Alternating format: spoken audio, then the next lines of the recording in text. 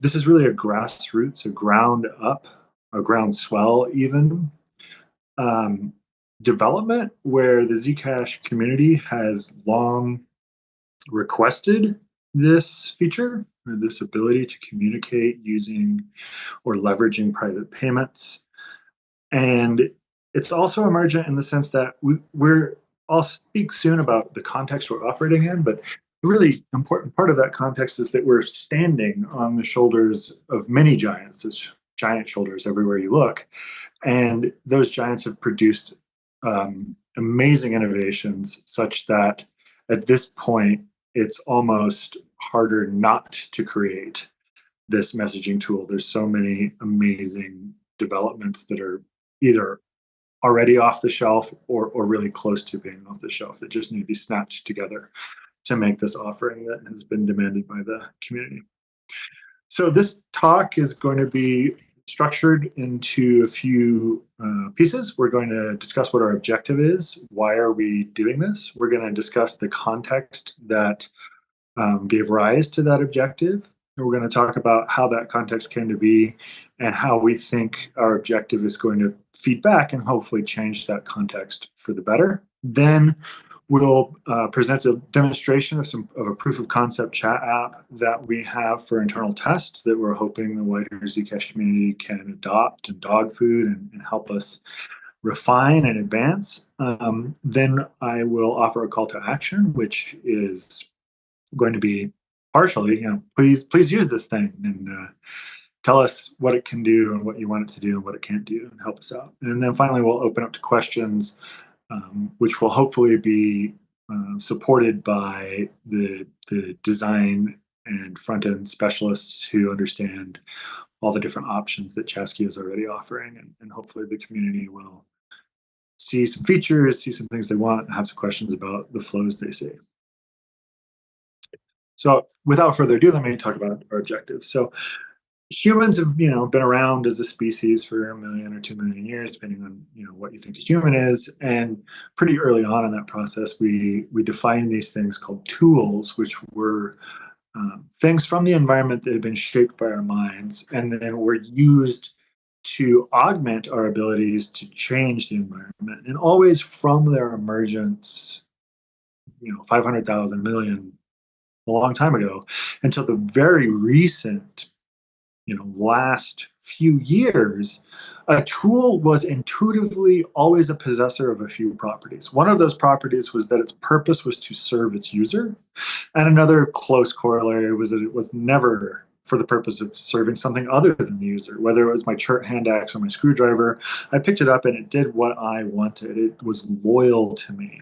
We think that even though there's fantastic new innovations and amazing new changes coming from human cognitive ability, those two properties should be invariant.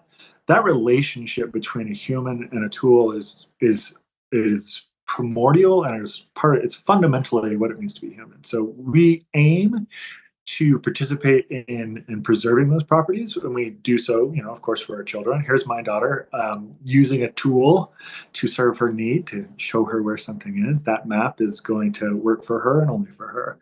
And we're hoping that those properties are going to be things that we can help build and maintain in the future. So that's our objective. And so now we need to explain the environment that objective has arisen in. And the modern environment, a critical, probably central, probably main use of our technology networks is to communicate with each other. And we communicate with each other with various applications that support that, and those applications can be analyzed and divided according to different properties. So one of the properties an application that's used for communication might have is it might have some mechanism for transferring value in a decentralized way. So it might be possible with more or less tight integration to transfer value with that application. So this generally, in the decentralized case, means some kind of cryptocurrency. An application might also respect the privacy, the private data of the message itself. So it might encrypt message data. It might encrypt it from end to end. That might be end-to-end encryption. That's a desirable property that some messaging applications have. And then, of course, there's also the data about the message, the metadata. Is that protected or shielded in some way? So those are properties that the applications might have. Some do, some don't. And the ones that we think are more interesting are the ones that aren't just applications that facilitate communication. They are, in fact, tools for communication. And we're going to see that in order to be a tool for communication, you must be loyal to the user's intent, and you must be loyal only to the user's intent. And we see that already poor WhatsApp and Telegram, they've fallen out. They don't fulfill the criteria of tool. Therefore, we think that they are not something that we want to try to enhance and facilitate. They are sort of an alternative way of valuing human interaction, communication, and the economic activity of the mind, if you wish. And they do so in ways that we find to be suboptimal. We think they're suboptimal. And so now that we've divided the space between tools and inferior applications, so they're all applications, but some applications are tools, it stands to reason that we need to start to think about, given this divide between what's available, that's an interesting system of thought. It's an interesting conceptualization, nice theory. But what are the numbers? Can we look at what's actually out there and then start to slice the pie in a way that lets us see the things that are out there, how much of them are tools and how much of them are just applications? And so we did that very crudely and simply just by looking at number of installs from the Android store of these various types of applications. And here's a result that probably to a Zcash audience won't be very surprising, that I'll give now. Oh, I'm sorry. I'll give that almost immediately after I say this is a slightly simpler presentation of the same data, but instead of asking you to dig through the details of protocol names and cryptocurrency names and token names, we're just going to simplify things into red X doesn't have, gray check mark sort of has, and green check mark does have, so that you can more easily discriminate among cases. Okay, this is the quantitative data that I alluded to before. And as I alluded to before, it's not going to be surprising to the Zcash community that the vast majority of the activity, and this is both intellectual activity, it's conversational and social activity that is essential to being human, and it's also economic activity where utility is captured as value and then transferred around marketplaces. So as I said before, this distribution might be unsettling, but it's probably not surprising. Our language here is we think of those things which are not tools as parasitic in some sense. Part of that is because they're deceptive intrinsically, because as I said before, we've evolved for the last ballpark million years with the fundamental assumption that a technology that offers us more capabilities with respect to our environment is a tool, and tools serve users. For the first time recently, that's no longer the case. These things, these applications are not tools because they're not serving their users. They're not serving the participants in the conversation. They're serving other entities which are relatively difficult to know. So what they're actually doing is taking agency of the humans participating and extracting it, which is why parasite is actually the proper term for those messaging technologies. Now, this might look, kind of bad, but it gets both worse and better. And I will explain why in my next slide. But you might remember from the last slide that we talked about WhatsApp and Telegram as examples of messaging platforms that fail our criteria for beneficent for the human enterprise. But actually, let's take a moment here, and maybe some of you already noticed this, and maybe some of you are about to be surprised because that summary actually misses the largest player in the field, which is, according to some random websites I surveyed, the largest application by installs, by usage on the face of the planet. That's WeChat, known internally in China as Weixin, which is officially sanctioned by the People's Republic of China. It's an application that's produced by the Tencent company, and it manages all manner of communication and very explicitly and unapologetically parasitizes the users for the benefit of, in this case, the state of China. And so bear in mind that loyal tools for messaging were already a radically minor player. Yeah, you're proud you use Signal, you got your mom to use it, you use Matrix, whatever. That you're not normal. Zcashers are not representative. By radically, unambiguously, the vast majority of users, WhatsApp and Telegram. And now let's be explicit and clear about this. WhatsApp and Telegram, they are minority players. WeChat is significantly larger than them combined. So that should give you maybe a little bit of pause. Maybe this is old news to you because you're a Zcasher. But this is, in a way, this is good news, because what it shows is that the marketplace for human communication is vast. It's almost so vast that it's a little bit difficult to quantify. It's dynamic, it's expanding, and it's radically misengineered. It's actually a marketplace for miscommunication. So that's the way things are, and that's actually good news for us, because what we have is the ability right now, with a little bit of effort and the right alignment of intention, to provide a different way for people to communicate. What Chasky offers is a way in which the participants in a conversation can become the owners of the conversation. And that's because private payments, which Zcash is the core value proposition of Zcash, provide a mechanism by which participants in a network community can opt into and consensually control and move value without permission from an outside entity and without revealing information to an outside entity. And that's key, because without it being knowable who is consuming your information, you are in a state where you cannot consent. And the facts that we have seen from the chart that I just presented is that that information will be leveraged to create the largest single economy on Earth, which is one that exploits humans. So this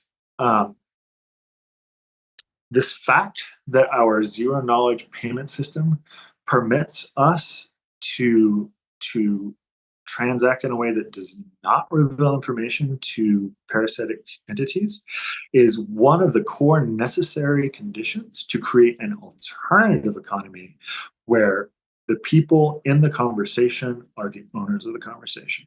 So how are we going to do that? Chasky is going to leverage the existing Zcash private payments infrastructure to build a new system, a new way of transferring information that bootstraps off existing messaging protocols like Signal, Session, Simplex, Matrix, uses those communication channels for the bulk of the standard operations that you need from a communication platform, transferring messages, introducing people, etc. But then uses the Zcash system for access to channels, for invitations, for publication of communication channels. In particular, we're excited about, in the near term, innovations in source authentication, although source authentication might be delegated to a different protocol stack like Signal or Matrix. Liberated payments, such that we can approach someone who cares nothing about cryptocurrency, nothing about privacy, maybe has heard nothing about either of them in their entire life. They're just a person walking down the street on their messaging app. The Zcasher can approach them, offer them a QR code. They scan the QR code, and now they are incorporated into a Zcash native messaging community. They have a Zcash native messaging tool. They have some Zcash. They just became a Zcasher, even though they've never, The word privacy was never uttered. The word Zcash was never uttered. They simply were onboarded in order to participate in a private conversation with their new friend that they met on the street. Okay, so that wraps up the explanation of the solution that we are proposing. And I'm now going to offer a little preview of a test app that we were able to roll out rather rapidly because we have facility with the React Native mobile development stack. This is a Signal-like application that in a few weeks our team was able to put together. In particular, it has a few things that are popular concepts in the Zcash community. They are organized lists of chats, so you can see person A, person B, person C, and then you can select one of them and see a conversation with the person. And then this also has the ability to search for a chat, so you could say, hey, I want to talk to Danica, and that search will then open up the conversation between Danica and I. Finally, this video is going to show what it looks like for a message to go from gossiped in the mempool to confirmed at the end. If that's of interest to you, keep an eye out for it.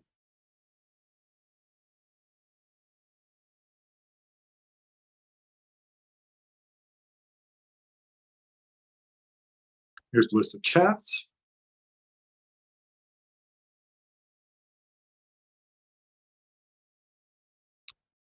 Here we see the list of chats again, and then we search for a specific chat. There's Wonky. Now we swipe. This is an example of what a chat would look like on the inside.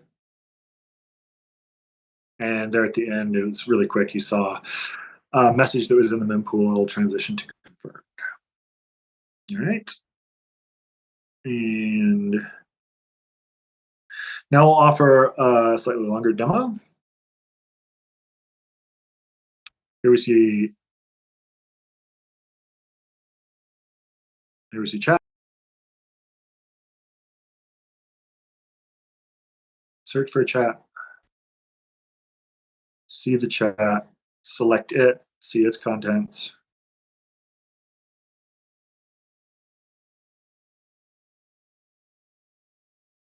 Another way to access a chat, slide left.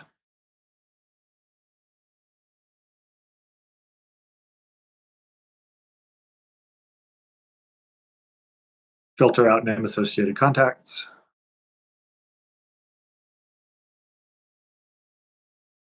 Add a contact. So associate an address with an M.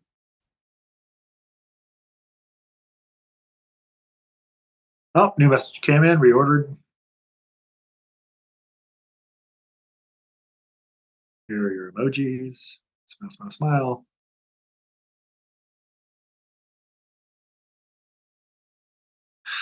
Mempool to confirmation on the lower right there.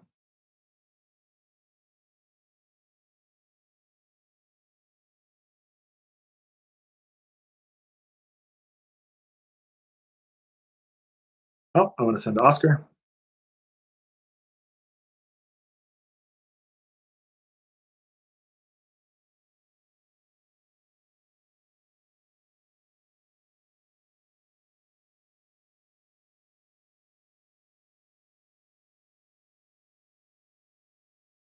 Come back to Michael, examine a particular transaction, examine another one. And that's it. So that's a quick demo of what we were able to produce in a relatively short time frame as an internal test mock-up demo of what's relatively easily possible in a Zcash messenger.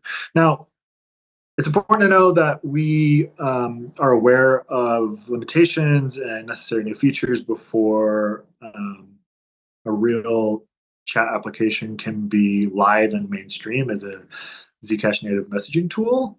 And so I want to wrap up or at least get to the questions with a call to action. If you are interested in this topic at all, if you know about what functionality and what capabilities can be delegated to the Signal protocol or the Matrix protocol, if you know about federating with Matrix servers, if you have ideas for how to bootstrap off the authentication used in SimpleX, and you want to help us bring the Zcash payments together with those primitives and those constructs in a way that it helps us achieve our vision, that's awesome. We're interested.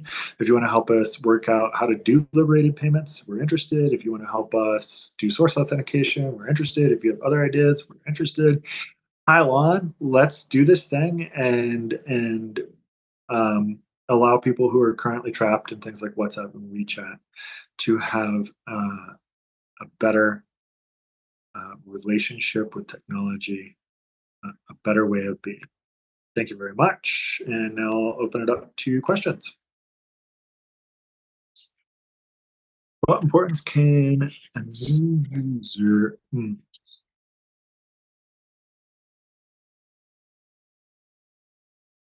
I was not able to read that question. Could somebody read it off to me?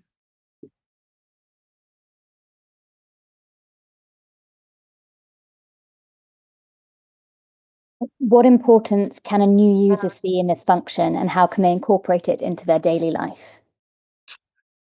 So the idea is that this tool will in many ways, in casual use be like Signal perhaps, but it will fundamentally change the degree of control that a person has over their conversation data. One example I thought of was, what about like a Discord style communication? Like there's a public channel, there's anyone can access it, and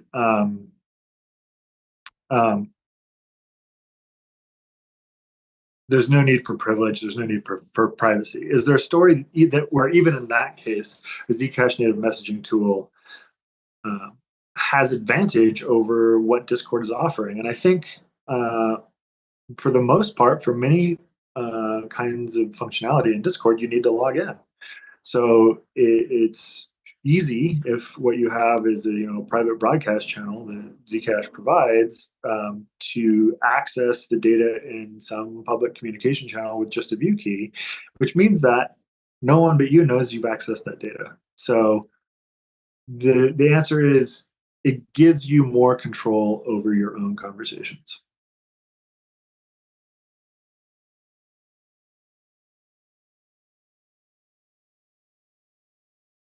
The next question is, can you share 3 reasons why Zcash global community members must use Chasqui instead of Signal? Signal does not have a sustainable model for use. It's funded by MobileCoin in certain countries. It is funded by private donations, and it is likely funded by the US government. It is not possible to easily federate. So if you want to run your own servers to control your ability to message with Signal at a finer grain, that's not, at least not trivially possible. Those are 2 reasons. I think the third reason is that Signal doesn't provide an onboard protocol that I'm aware of, or an onboard flow that empowers the user to have Zcash have access to private payments out the gate.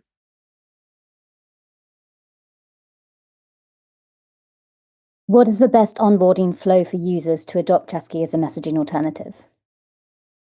I already described it in the chat. What I would like to see is you scan a QR code, and now you're in a chat. You go from scanning the QR code to having a Signal-like chat experience. There was one other response I thought of for why should we use Chasqui instead of Signal, and the answer is if Signal were good enough, it would be more than that tiny, tiny, tiny wedge of green in that giant sea of red.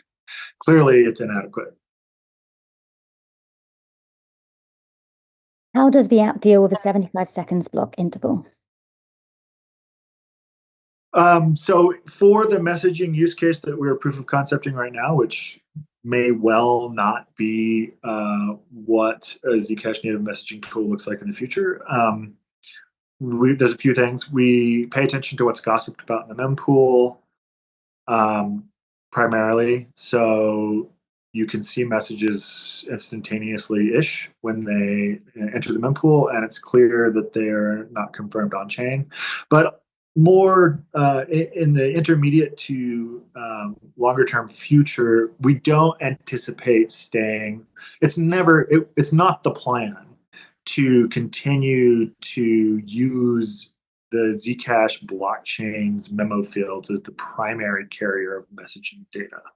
So we'll be using the Zcash blockchain for things like onboarding, for things like policies around how much people pay to join a channel, or how much a channel solicits someone to, like, you could imagine there's some channel, some group you're interested in, and you can join if you pay some fee. Or you might have a channel where you're discussing some book and you really hope that the author would come and talk in that channel, and you can offer them a payment to join the channel. So the Zcash integration will be around things like access, publication, and the structure topology of the network, not so much core data carry mechanism.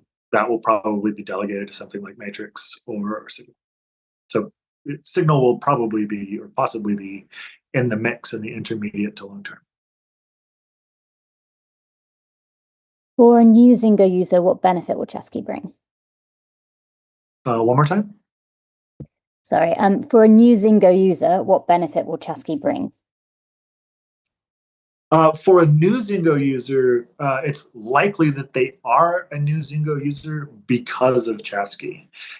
It's chat and messaging and interpersonal communication where people are. It's where the economy that has been derived from intellectual and social activity has appeared. And so it's unlikely that it's relatively unlikely that a person's going to it's going to take more work to get a random person to become a Zingo user than it will to take a person to become a Zcash Chasqui chatter. And of course, under the hood, Zingo is the wallet that will support the Chasqui app in the near future. Although I would like to emphasize that I think that the differences between Zcash wallets might be overemphasized, and with our new interoperability standards from ZWIF, I foresee a future, I would like to see a future where everybody has multiple Zcash apps installed and that they are specialized to different purposes. So Chasqui is the thing that is for messaging, and then Zashi is the thing for storage of funds, and then maybe you have some kind of automated policy. That much value in the relatively rapidly evolving chat application, you periodically delegate that to your Zashi vault. We're at time, but I think can maybe answer a couple more questions. Does that sound okay? Do my best. With Chasqui, is Zingo meant to be the first private peer-to-peer messaging platform on chain and a way to motivate Zcash new adopters to use Zingo as a main wallet? Is this new feature to be included in wallets like Zashi in the near future? Okay, so Chasqui, like, Zingo is the wallet that the Zingo Labs community has built and that we have. And we are innovating and adding features to that, which is the React Native, with its React Native stack, because we can evolve and adapt that UX and that UI very efficiently. And so we can run a lot of experiments. There's a few things. One thing is that we anticipate extracting value consensually. Maybe extracting is the wrong word. We anticipate receiving value that it was explicitly opted into by end users for messaging. So the random person on the earlier sends a message. There's some commission or fee taken from that message. That goes into a pot. That pot is for the purpose of cultivating, enhancing, and developing Zcash native messaging. So that pot isn't specific for any Zingo Labs app. It's not anticipated that it will be curated or managed by a committee of Zingoistas. It's a Zcash native messaging pot.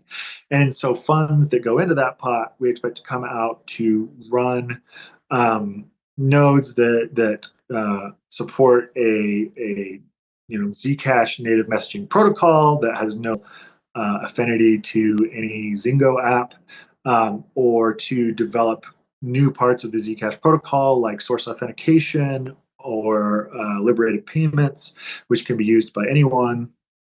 So it's possible, and in the short term, it might be the case that for messaging, Chasqui is what people turn to because that's where the messaging development is going on. And maybe they turn to a different Zcash tool for a different use case, like secure storage of funds across generations, across organizations, across, if you just have a large amount of funds, so maybe Zashi is the right answer there.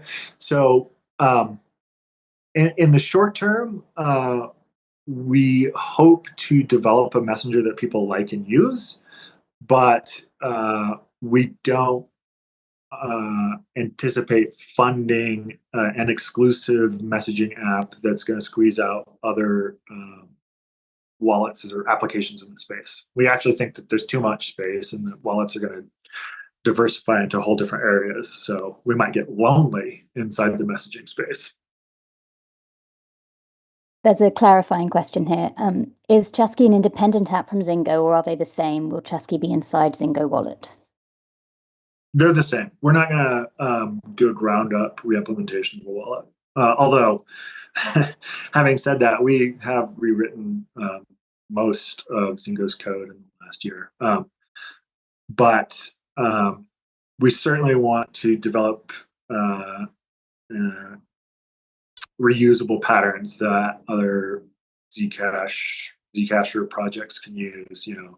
UniFFI to provide language bindings for multiple languages, a library API or SDK for the front end for the React Native layer. So even if what you want to do is like a Zcash native messaging tool in React Native, we hope to provide an open source library to facilitate you doing that.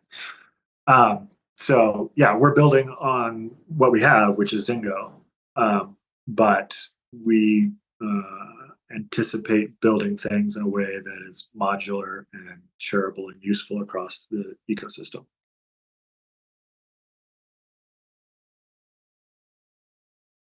I think just one last question. What is the difference between sending encrypted memos from a wallet and using Chasqui? As of today, at the Rust layer,